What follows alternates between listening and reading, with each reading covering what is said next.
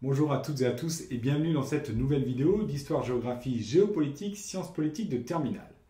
Nous allons aborder aujourd'hui l'un des deux exercices prévus à l'épreuve écrite du baccalauréat. Il s'agit de la dissertation. Alors vous êtes prêts? Tout le monde écoute? Attention, sinon je ramasse le carnet. On peut y aller? Très bien. Déjà, je vais vous rappeler que votre épreuve dure 4 heures et que le temps consacré à la dissertation doit être d'environ 2h30. La première chose à faire, une fois que vous avez pleuré parce que vous ne connaissez rien au sujet, c'est de sécher vos larmes et de bien définir les termes du sujet. Vous devez repérer les notions importantes qui vont vous permettre de problématiser votre dissertation. Prenons un exemple. Ici, je vous propose de travailler sur un sujet que j'ai trouvé dans le manuel Hachette, qui est le manuel que j'utilise en classe. Je ne fais pas de pub, mais c'est juste pour citer les sources. Le sujet est donc la Chine sur les mers et océans, affirmation de puissance, enjeux politiques et économiques. Dans ce sujet, on peut commencer par déterminer les bornes spatio-temporelles, c'est-à-dire les limites dans le temps et dans l'espace de notre sujet. En l'occurrence, la limite spatiale, c'est la Chine sur les mers et les océans, donc pas dans l'espace, vous l'aurez compris. Nous n'avons pas d'indication de temps, ce qui signifie que nous traiterons le sujet dans le présent. Dans notre sujet, les mots importants sont puissance, enjeux politiques et enjeux économiques. Maintenant, vous devez trouver une problématique. Alors, votre problématique ne doit pas être trop simpliste, ni au contraire trop compliquée. Personnellement, je vous conseille d'éviter de reprendre la consigne en ajoutant en quoi, puis blablabla, blablabla, blablabla. Il vaut mieux commencer votre problématique par pourquoi, comment, bref, par un adverbe qui nécessite une réponse complexe.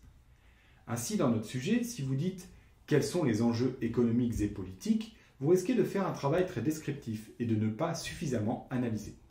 Commencez plutôt votre problématique par comment. En l'occurrence, comment la Chine cherche-t-elle à affirmer sa puissance sur les mers et océans. Alors, une fois que vous avez trouvé votre problématique, on fait comme moi, on respire un bon coup, on boit un petit verre de ce que vous voulez, et puis on prend une feuille de brouillon et on commence à noter toutes les notions. Toutes les notions que vous connaissez, vous les notez, et évidemment, il faut que ces notions elles rentrent dans le cadre spatio-temporel que vous avez défini. L'idée, c'est de regrouper toutes ces notions en parties et en sous-parties pour former un plan. Alors, je vous préviens tout de suite, il ne faut pas systématiquement faire un plan en 3 parties avec 3 sous-parties. Lorsque vous faites ainsi, vous avez tendance à faire des plans déséquilibrés, parfois. Il faut que vous compreniez qu'il y a en fait une grande variété de plans possibles.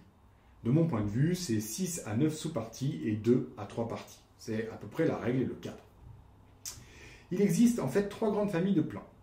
Première catégorie, les plans chronologiques, qu'on utilise surtout lorsque le sujet nous donne une indication de date, depuis 1945, depuis le XVIIe siècle. Deuxième grande famille, les plans thématiques, l'aspect économique, puis l'aspect politique, et enfin l'aspect culturel. Troisième grande famille, enfin, les plans multiscalaires, c'est-à-dire un plan dans lequel vous travaillerez à différentes échelles, locale, régionale et mondiale. Et le plus drôle dans tout ça, c'est que vous avez la possibilité de mixer entre ces catégories. Vous pouvez tout à fait faire une première partie qui serait chronologique, puis une deuxième partie thématique, et enfin une troisième partie qui serait multiscalaire. Je vous redis, le plus important, c'est d'avoir un équilibre entre vos différentes parties. Bon, une fois que vous avez choisi votre plan et que vous avez classé vos différentes notions dans chaque partie et chaque sous-partie, il faut que vous mettiez à rédiger au brouillon votre introduction.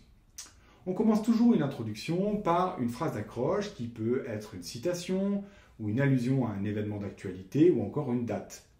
Deuxième étape, vous définissez les notions importantes en 4-5 lignes de votre sujet ou si c'est un sujet historique, vous pouvez placer le contexte. Troisième étape, vous notez la problématique avant d'annoncer votre plan. En ce qui concerne l'annonce du plan, je vous conseille d'utiliser le style indirect et de problématiser chacune de vos phrases. Pour notre sujet, cela pourrait donner « Les mers et océans sont un enjeu majeur pour l'économie chinoise fortement mondialisée ». C'est l'annonce de ma première partie. Je mets un point et je passe à la phrase suivante. La Chine cherche à maîtriser les mers et océans pour répondre à des enjeux politiques de puissance. Ça, vous l'aurez compris, c'est mon grand 2. Enfin, l'affirmation de la puissance chinoise reste limitée par de nombreux facteurs. C'est mon grand 3. Vous pouvez aussi annoncer votre plan sous la forme « dans une première partie nous verrons, puis nous aborderons, etc. » Mais cette formule reste assez lourde et de nombreux profs préfèrent la première version, moi compris. Donc si je résume, on a fait notre plan brouillon et on a rédigé, toujours au brouillon, notre introduction.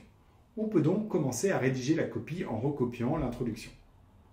Ensuite, pour chacune de vos parties, je vous conseille de faire une mini-introduction qui présente les sous-parties. En général, on dit que chaque sous-partie doit être comprise entre 15 et 20 lignes. À la fin de chacune de vos parties, vous faites une conclusion de 2 ou 3 lignes qui précise votre idée principale. Et rebelote, vous faites une petite introduction de votre deuxième partie, 3 sous-parties, 2 ou 3 sous-parties et une conclusion. À la fin, il ne vous reste plus qu'à faire la conclusion. Alors normalement, vous avez déjà réfléchi avant de démarrer votre développement. Mais dans les faits, 99% au minimum des élèves démarrent la conclusion 5 minutes avant la fin. Un bon conseil, évitez d'être dans ce cas-là. Alors comment faire une bonne introduction? Une bonne conclusion, pardon. Eh bien, vous commencez déjà par répondre à votre problématique. Ensuite, vous reprenez chacune des conclusions de vos parties. En général, je dis à mes élèves, une partie égale une phrase.